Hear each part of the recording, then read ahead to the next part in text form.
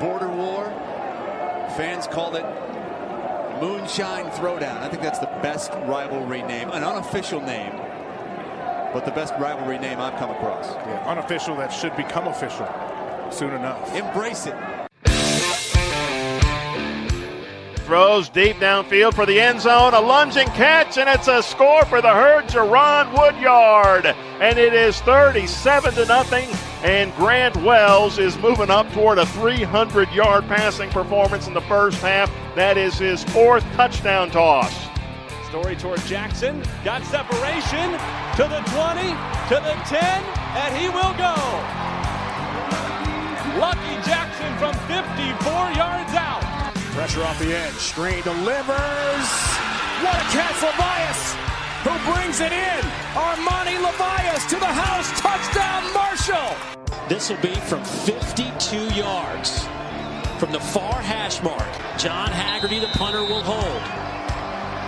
Jared Nash will snap it. It's definitely long enough. It is good! Unbelievable. The true freshman, Corey Munson, hammers it home from 52 yards.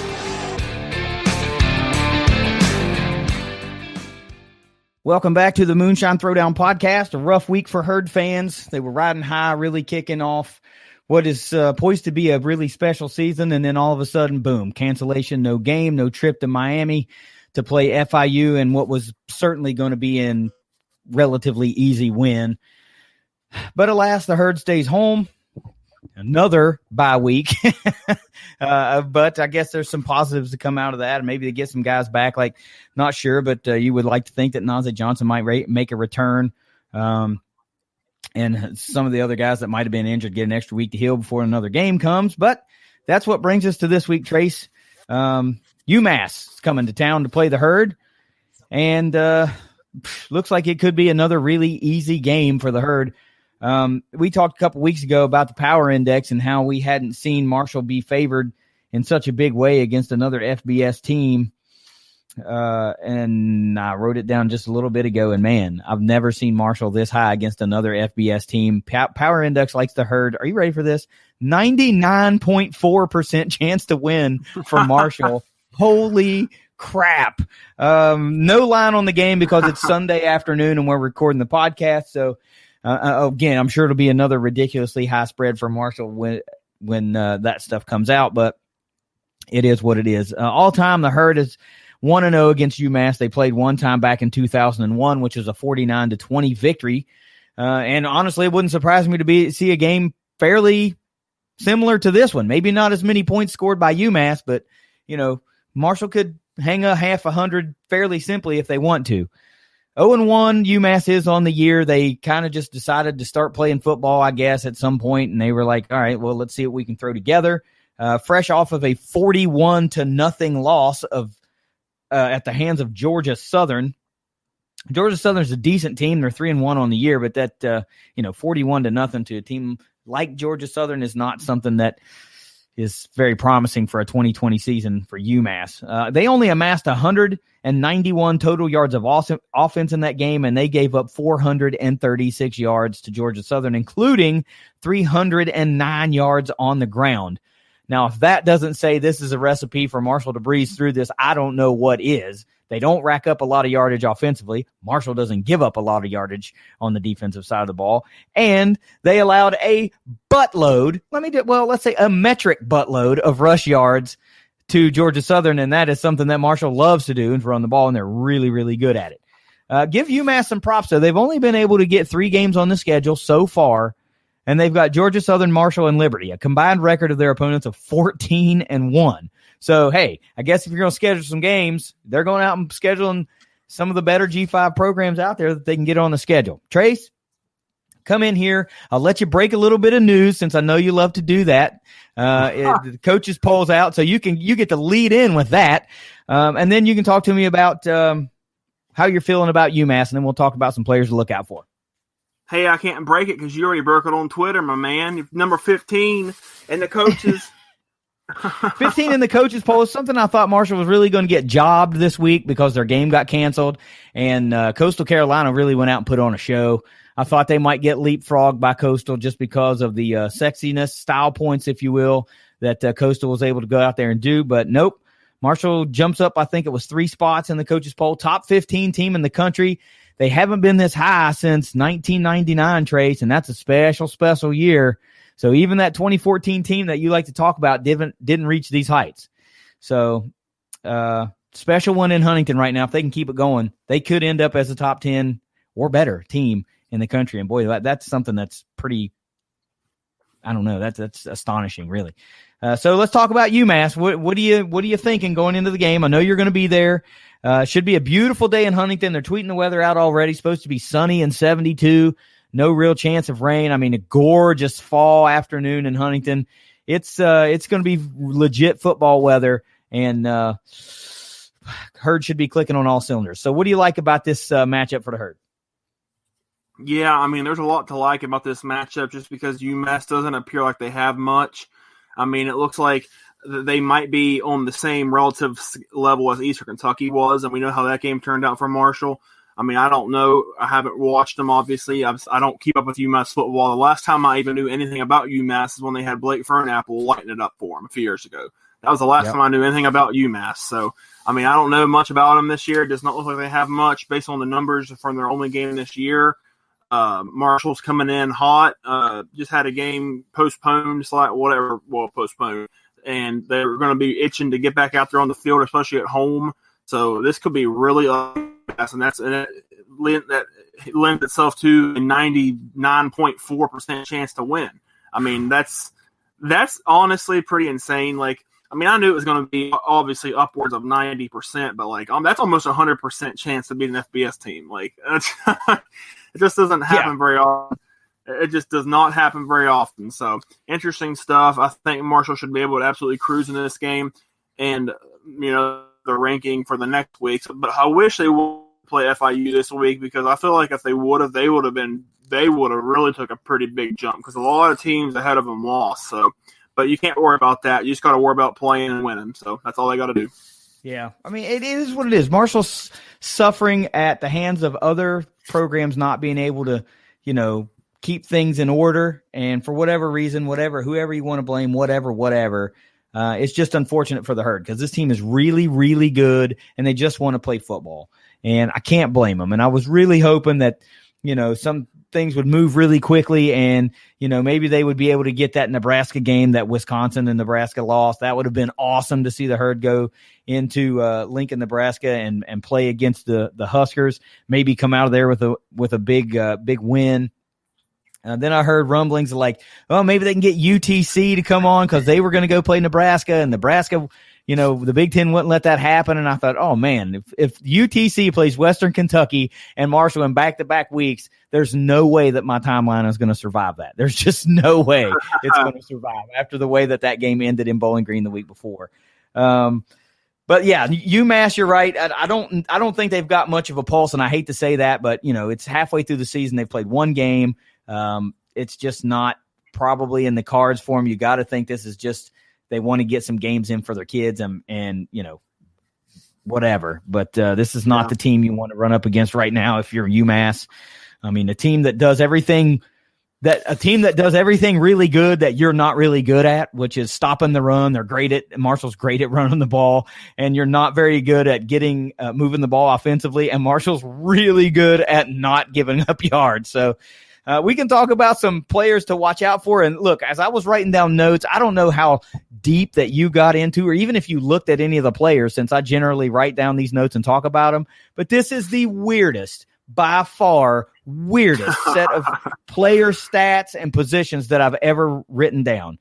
And I know from the outset, everybody's like, what? I mean, it's quarterbacks, running backs, wide receivers. And so how's it can be that daggone weird? All right, just try to follow along with me here because this is weird. So we're going to start with quarterbacks. In the quarterback column against Georgia Southern, there were 2 guys that appeared, so I'm going to mention both of them, and then we'll talk about runners and leaders in the receiving game. But, all right, follow along with me if you can.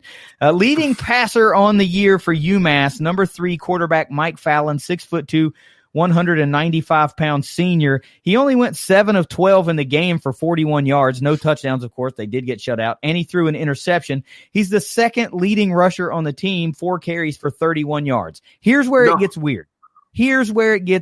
Starts getting weird. Second leading passer on the team, number 16, tight end, Josiah Johnson, 6'5", 210-pound sophomore. He went 6 of 9 for 39 yards and 1 interception.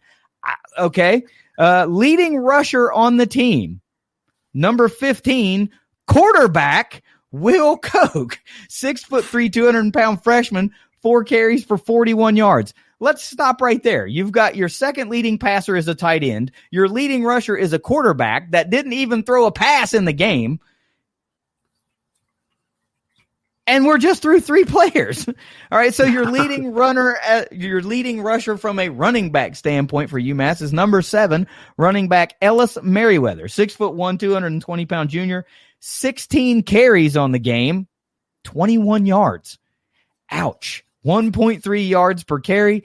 Not something that you're going to be probably seeing much improvement in facing this very, very lethal Marshall defense.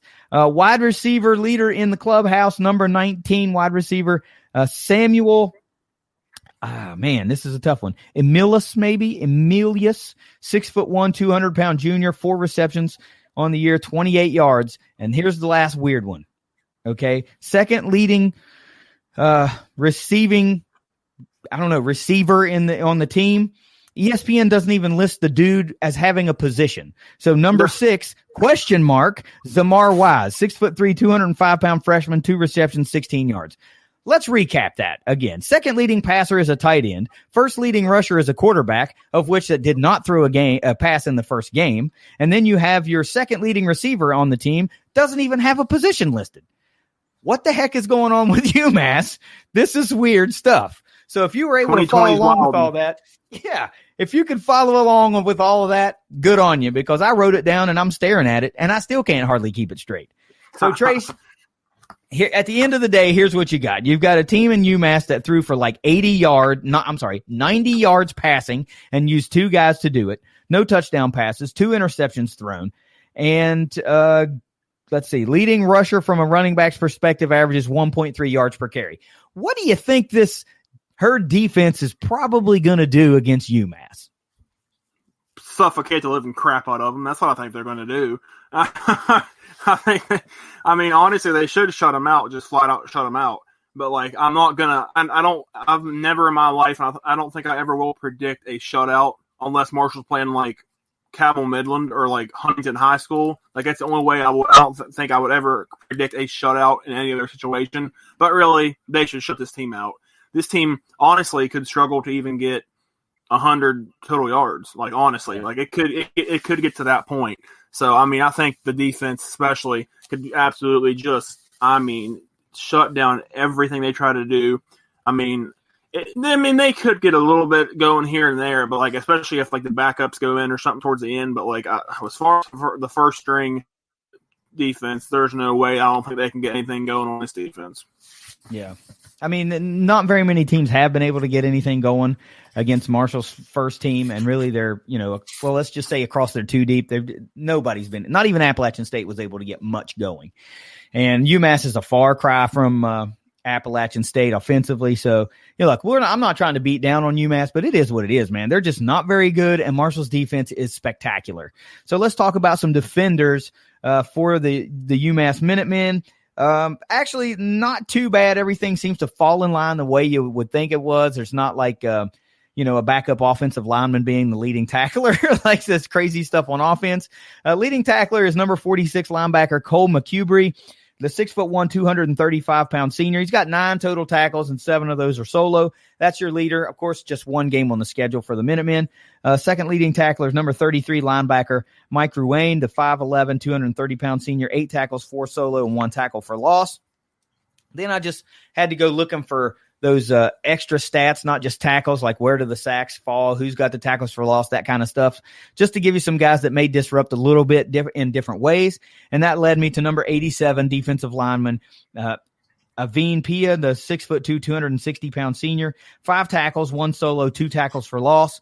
And number 12, cornerback Josh Wallace, the 6'1", 170-pound sophomore, 3 tackles, all 3 solo, and 2 passes defended. Through the only game they've played, this UMass defense, no sacks, 5 tackles for loss, and 2 passes defended.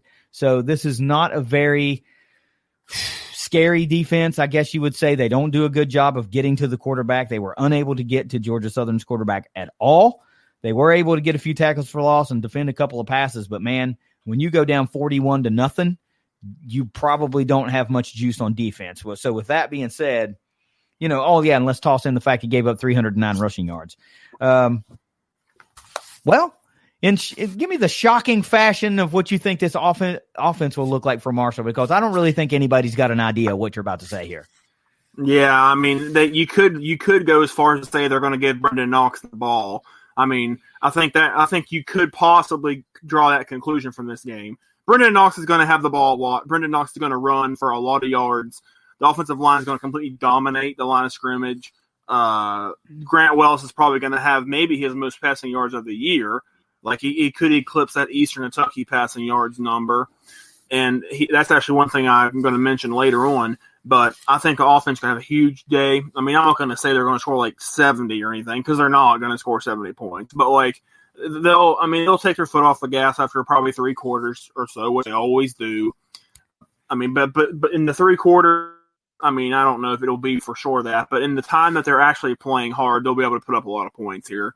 I think they will put up a lot of points, but I mean, it might not be like as many points as fans might expect or want, but I think they'll put up a lot of points. So it could be big day for the offense.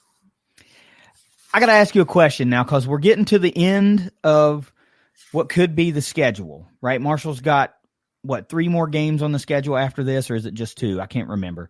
But all of them are at home. Okay, Marshall's remaining games are at home. Middle Tennessee, Charlotte, and someone else. I can't remember right off who. Oh, actually, it is just those 2 for now until they get to the other 2 postponed.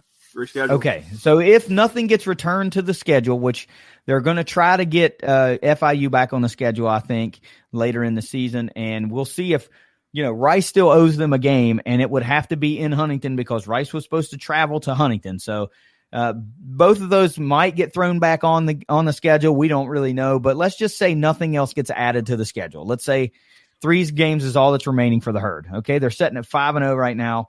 So 6, 7, 8-0 is potentially what they could go, and that would, let's say that's it. Is this a game where you kind of have to start putting up some style points because you're starting to rise the rankings a little bit, and you need to really show like, hey, we're better than what people are really saying we are? Because look, whether you want to admit to it or not, whether the pundits or whatever don't want to admit to it, they look at that stuff, and they do. They'll say, that doesn't matter. Margin of victory, that doesn't matter. When it's a G5, it absolutely matters. Oh, yeah. It absolutely matters. They will make excuses all day long for these Power 5 SEC teams, or Ohio State, for example, if they have a down game, and they'll talk about all the adversity they faced and able to squeak out that win. But if Marshall doesn't win by 60 against someone, then they'll be like, well, see, maybe this Marshall team's not that good. So is this the point with a few games left on the schedule potentially to where if you can beat the dog snot out of UMass, you just better beat the dog snot out of UMass?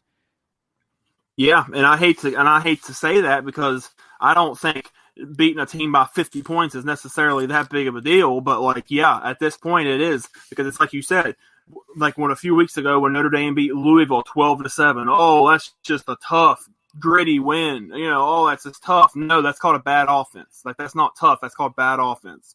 But if Marshall would beat a team that's under their level of 12-7, then it's just, Marshall's starting to come back down to earth, or they're getting exposed or whatever. That's just the way that it is. So, and like the group of 5 especially, like they have such a paper thin margin when it comes to national rankings and all that, as it is. So Marshall can't afford to. I mean, I'm surprised, honestly, that after a 20-9 win over FAU, I'm surprised that they moved up as much as they did in the AP poll and the coaches poll. I was surprised by that. But, like, I mean, I think it was deserving, but, like, I was surprised of it at the same time. So, yeah, style points definitely mean a lot now, especially when you got Cincinnati up there. I mean, some people were saying Cincinnati could sneak into the playoff. Like, I mean, that's not inconceivable. If a couple teams lose, I don't think Georgia's all that. I think I think Cincinnati will play with Georgia, if not maybe even beat Georgia. Notre Dame, I'm not sold on them. So there's a few teams up there that I think Cincinnati could absolutely play with and win against. So, I mean, Cincinnati could be up for discussion, but, I mean, I thought about it like this. What if Cincinnati makes the playoff and then Marshall's the second highest ranked Group of 5 team? Would they get their 6th bowl? Probably. Yeah, they would. I mean, that's how that's how that's supposed to work. You're guaranteed a slot in the New Year Six anyway. So if a G5 team makes the playoff, then they just make a playoff. But something's got to give next week because we've got a marquee top matchup coming up here, and it's Clemson and Notre Dame. Somebody's taking a loss. One of those top 4 teams is taking a loss, and if Cincinnati keeps on winning, they could sneak up in there. I mean, they're going to need a little help, obviously, but we saw what can happen.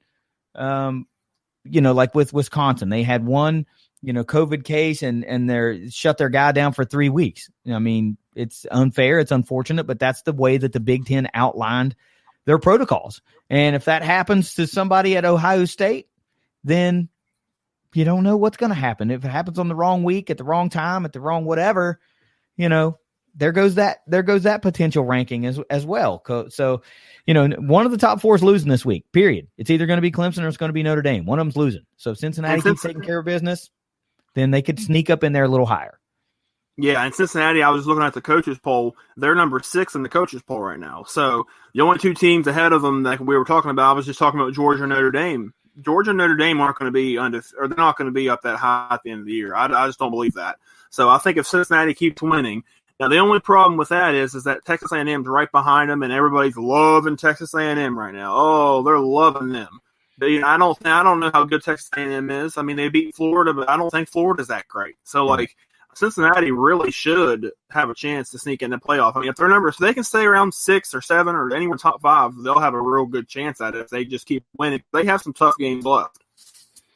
Well, you mentioned Georgia. Georgia's got to face Florida this coming week, and Georgia is probably the biggest winner out of what happened in that Missouri game with the fight right there at halftime or whatever, because there's going to be ejections, there's going to be suspensions, and several Florida players are probably not going to be able to line up and play in that game, and that just absolutely favors Georgia. How could it not? So big bummer there. That could have been an opportunity. The biggest loser in that scenario could be Cincinnati because they could be standing right there. Now, I'm not saying Florida still can't go out and beat them because they could. But, it just makes the road a little bit tougher, you would think. But, hey, if Clemson goes in and wins and beats Notre Dame, if Florida beats Georgia, Cincinnati's sitting right there looking at a top 4 ranking potentially. So, and then all you got to do is just keep winning. If you keep winning and you're undefeated, if you drop out of the top 4 once you're in the top 4, then you can definitely point to the fact that there's big-time bias going on. They do not want you in that playoff. But anyway, that's a separate topic for a different time. Let's get back on the Herd and UMass. Goodness gracious. We got on the top 25 for a minute. That's not our podcast. We talked about the players to look out for. We've talked about the mismatches. We've talked about the inefficiencies of UMass on offense and defense. And we all know by now what Marshall does really, really well and where they kind of struggle. If there is a weakness, where that is. So what does the Herd have to do to secure a win against UMass this Saturday? Well, first thing I wrote down, and I think this is probably the most important point given the fact that they're going against a team that is not on their level, I wrote down impose your will. I think Marshall absolutely needs to do that. From all aspects of the game, impose your will. Dominate them defensively, shut them down. Offensively, gash them at will, go vertical on them, go deep through the passing game.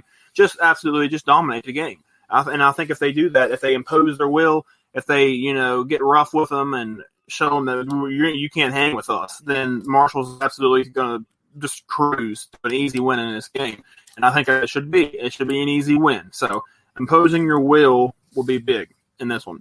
Next point I wrote down is don't let them hang around, because sometimes Marshall, they'll get cute for a quarter or two and they'll let teams that are inferior kind of just hang around a little bit. I remember that Rhode Island game a few years ago, which I've mentioned at least a couple of times on his podcast. Marshall was only up 7-0 on the second quarter of that game, and that was 2014 Marshall. They were up 7-0 through almost 2 full quarters against Rhode Island. So, I mean, it can happen. Stuff like that can happen.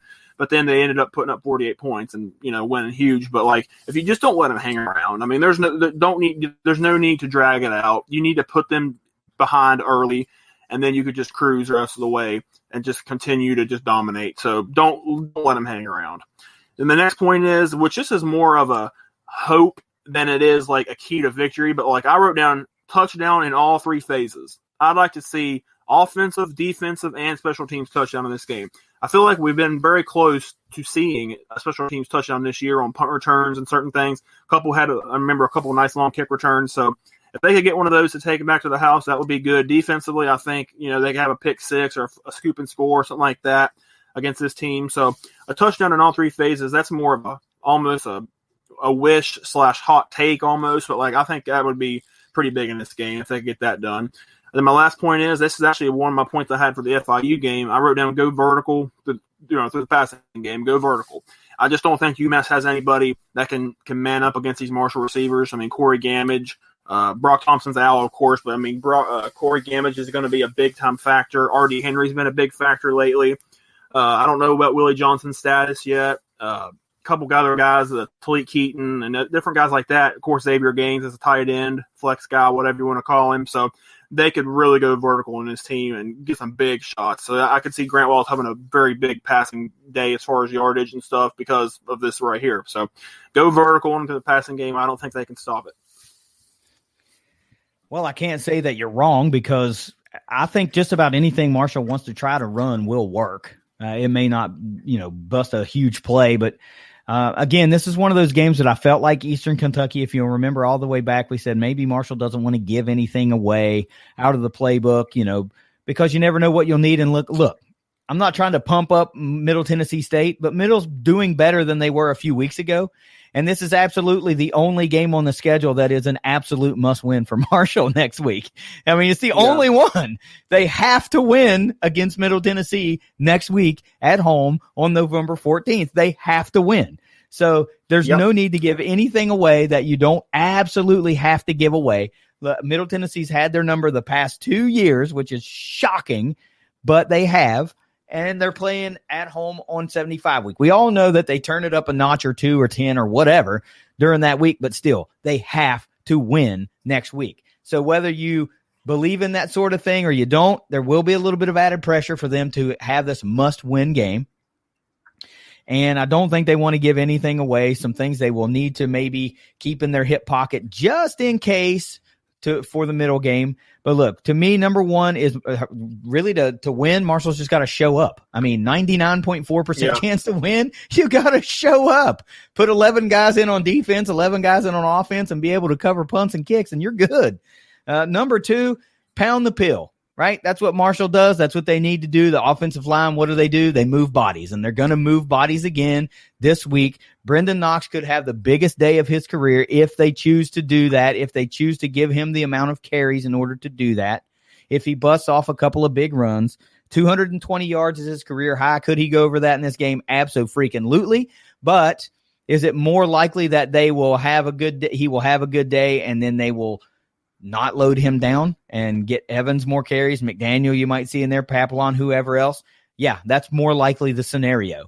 In order for him to rush for a career high in yardage, he would probably have to break off several large runs like quickly. We're talking like 10, 12 carries for 230 yards. He'd have to have several 50-yard runs in order to do that.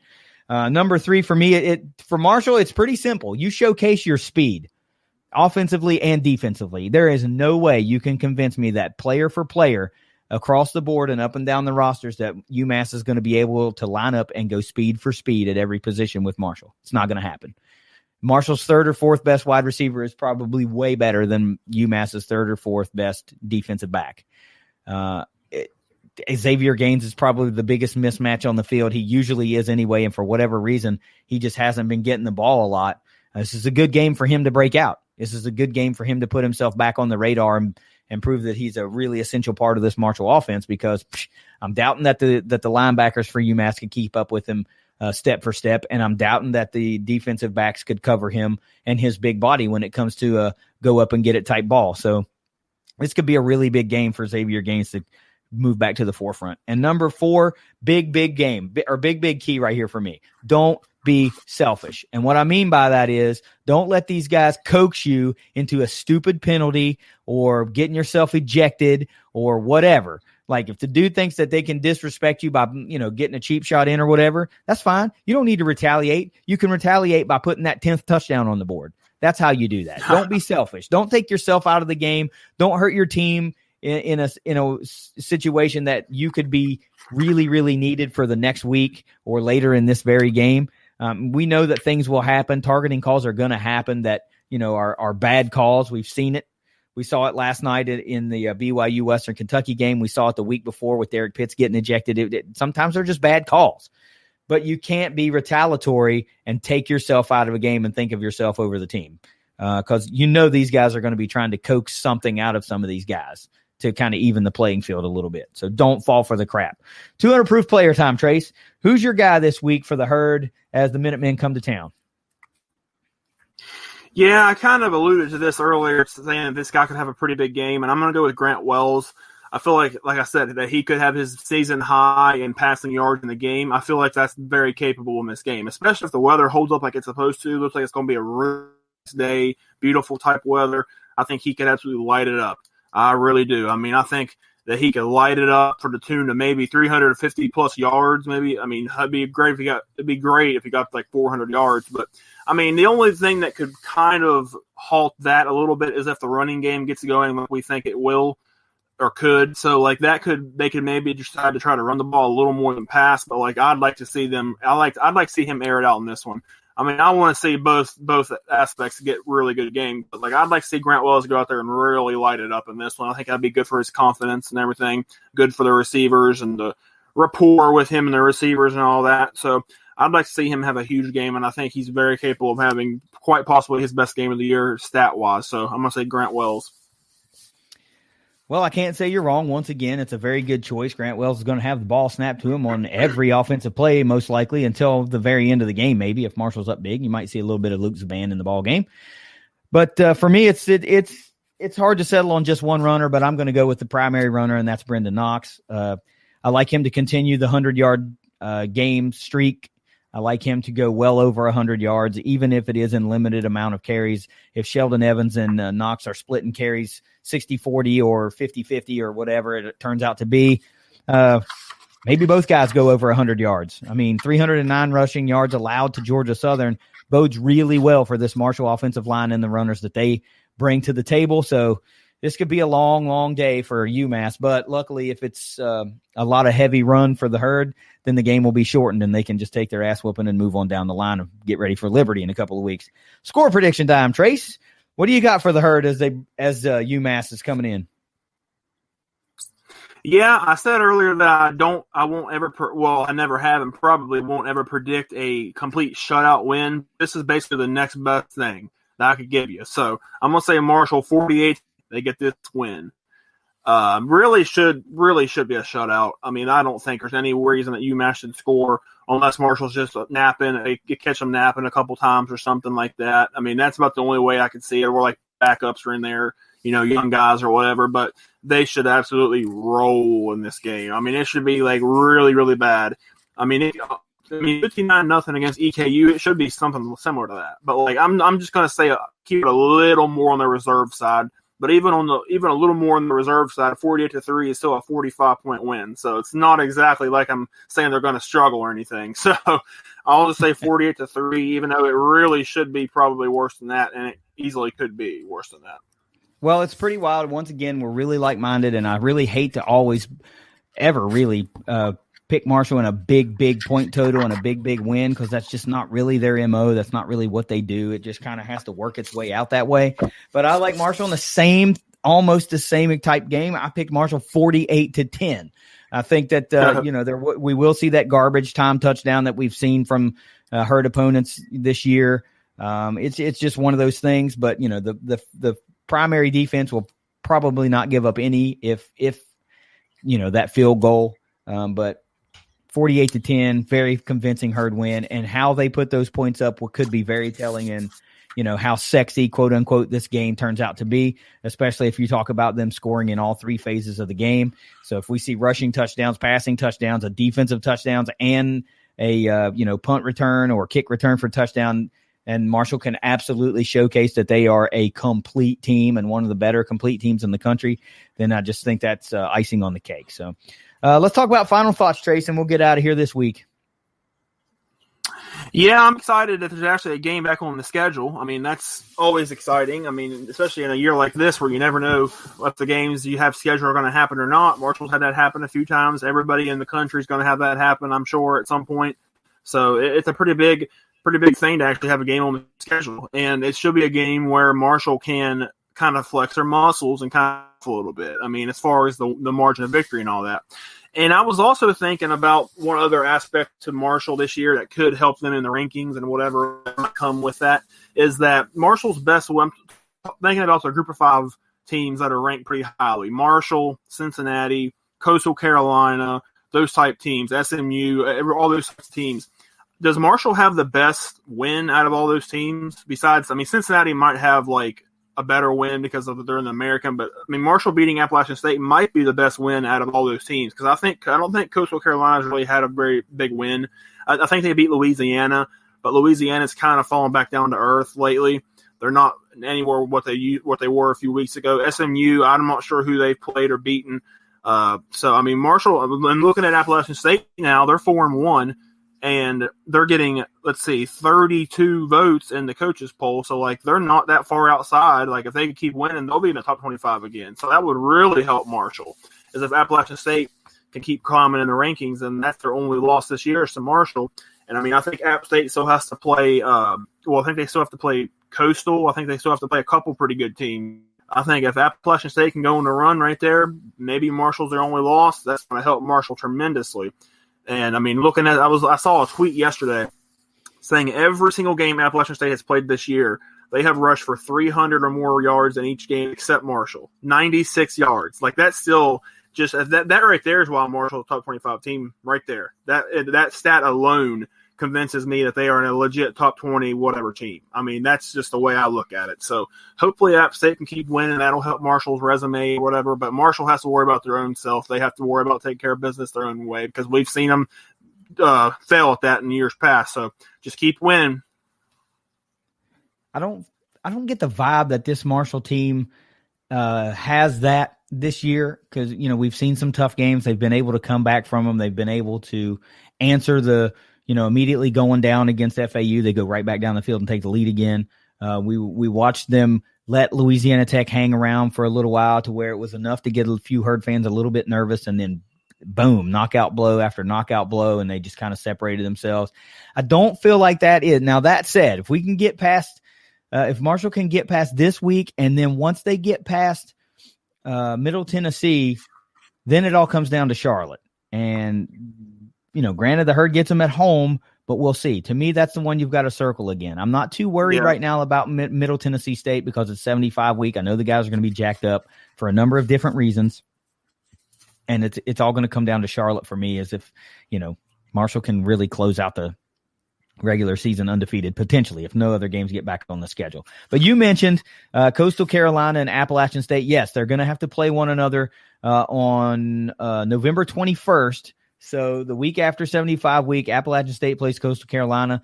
If the Mountaineers keep winning, they could definitely be a top 25 team by then. But Coastal Carolina also has to keep winning in order for that to happen. And their schedule isn't that favorable. It's not bad. They're playing some good teams. I mean, this week they've got South Alabama.